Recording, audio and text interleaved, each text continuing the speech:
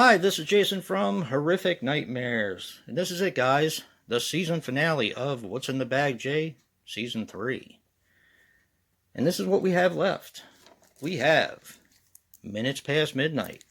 Still haven't opened that yet. A Dark Path. And The Awakening.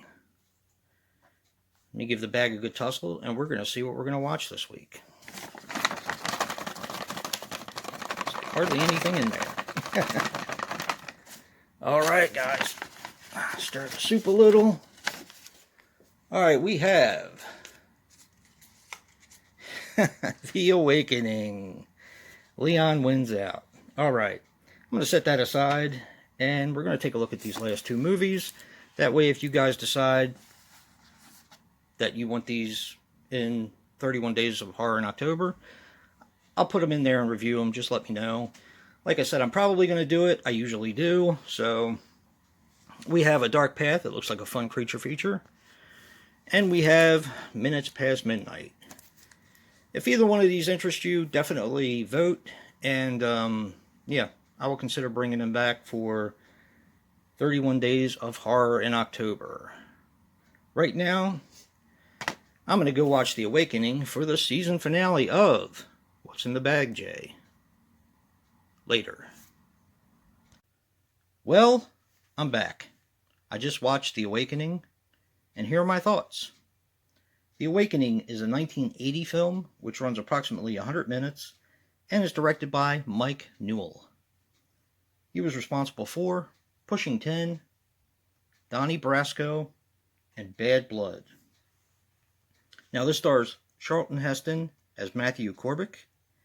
He passed away on April 5th, 2008 at the age of 84. He was in Planet of the Apes, one of my favorite movies of all time, Ben-Hur, and The Ten Commandments. This also stars Susanna York as Jane Turner. She passed away on January 15th, 2011 at the age of 72. She was in Superman 1 and 2, Missing, and The Calling. And Jill Townsend as Anne Korbick. She was in Striking Target, Alfie Darling, and a ton of TV. Now this movie grossed $8.4 million, which is pretty good. I couldn't get a budget on it. And it's actually based on The Jewel of the Seven Stars by Bram Stoker.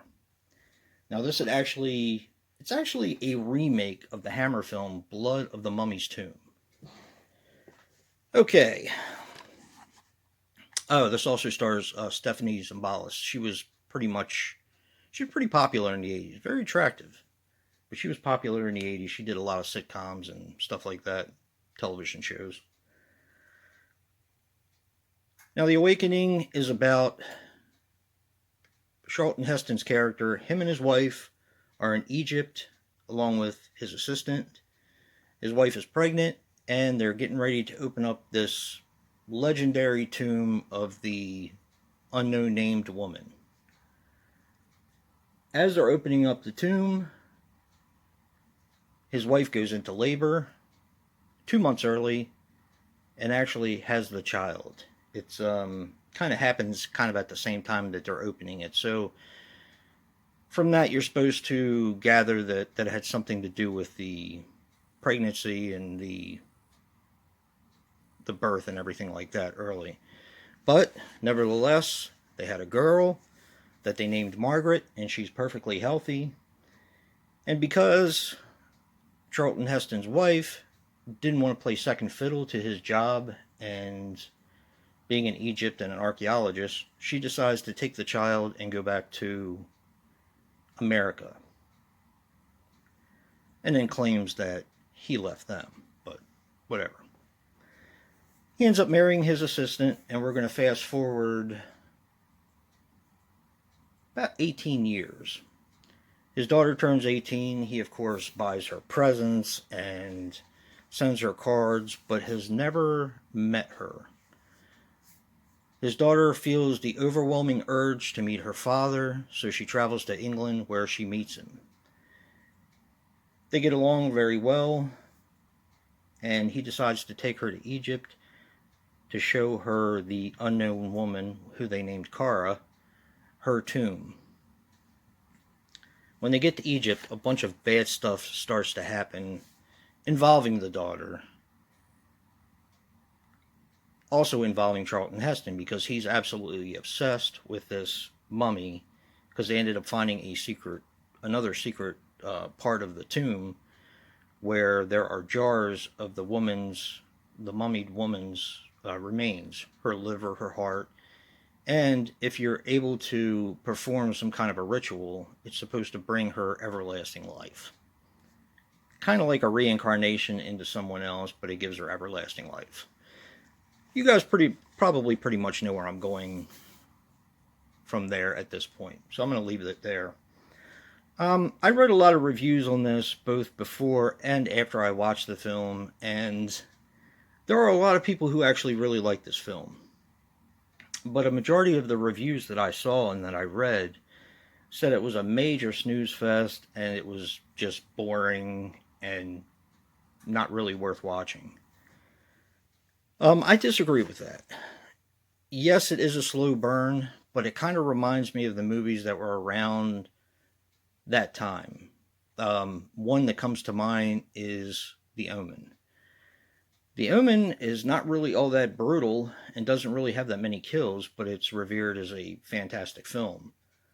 This movie is kind of the same way. There's some, I guess, not really shocking kills, but there's some brutal kills in the film that lead to, of course, accidents that happen around the mummy's tomb, and because of that, after that. But for some reason, people seem to think that The Awakening is pretty boring. And like I said, I disagree with it. It's not the greatest film I've ever seen, but the acting, of course, Charlton Heston was a great actor, and the rest of the cast do a phenomenal job. There's not that much blood in it. It is rated PG-13. PG. In today's society, it would probably get a PG-13, I would imagine. There's a little bit of blood, some adult themes, but what struck me most about the film was the cinematography. I do believe that they filmed in Egypt. If not, they could have fooled me, and it was actually really, really beautiful scenery and beautiful filmmaking. This one's definitely worth a watch. I recommend it. If you don't like slow burns, this may not be for you, although I didn't really find it all that slow, to be honest, but that seems to be the consensus. But I really enjoyed it. I thought it was a really well done film. Another PG-rated movie from the 70s, early 80s that Joe and I have been doing from the Fangoria Challenge. They were kind of brutal for their time.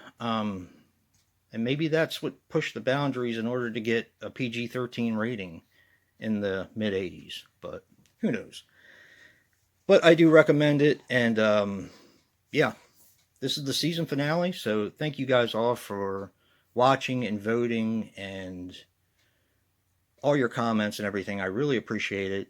I'll see you guys next year. Of course, I'll be doing other stuff, but What's in the Bag, Jay, is finished for this year. I'll be starting again in January with a fresh set of films. And if you like what you see in here, hit that like button and subscribe. And until next time, peace.